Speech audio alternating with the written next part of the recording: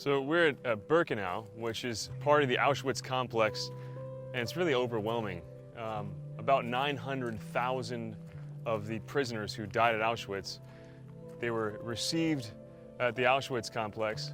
If they were children, if they were elderly, if they were infirm, if they just didn't look like they could work, they were put on a train right away, went right across the train tracks and walked to the gas chambers. Several gas chambers over here where 900,000 lost their lives. And Edith Stein was one here. So Maximilian Kolbe was at Auschwitz I. This they called Auschwitz II at Birkenau, and Edith Stein was here. She was killed in one of these chambers, and then her ashes were spread in a pond near this area. And her story is a fascinating one. She's a convert from Judaism and great philosopher in the phenomenological movement.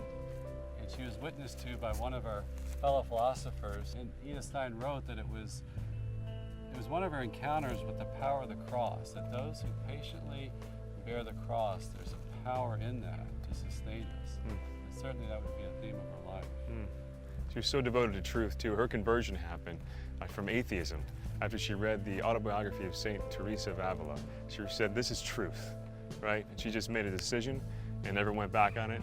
And she could have fled the convent, right? Yeah. But she knew that my life's on the line here. Yeah. And when the Dutch bishops spoke against the Nazis, they wrote a statement against the Nazis. It came right for Edith Stein, right. and they threw her in Auschwitz. And so the people who lived in the surrounding area, they would occasionally try to sneak in letters, some mail for the prisoners here. They'd sneak in some food. You know, it's those little acts of charity when it's in the face of great evil, and when they risk their lives doing those little things. They're incredibly heroic, you know. I think of the evil that was happening right under people's noses here, and how we let evil happen like that. We tolerate way too many evils in our day, guys. We think that that's not really affecting me. You know, I'm not an immigrant on that boat. I'm not a refugee trying to get safety.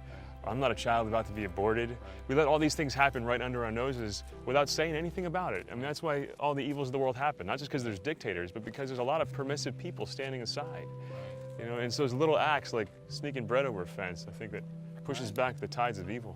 Our faith motivates us to fight for justice and to fight evil with good. That's a fundamental message here that John Paul told us. His own experience in Poland was that you're before this horrific mystery of iniquity, we say, and that our response is to be one of love and good, to oppose that evil. So may we imitate such faithful witnesses to our faith. Amen. And join us in our million pilgrims they expect to come through here this week in prayer, atoning for the sins of humanity, and God help us never repeat these evils.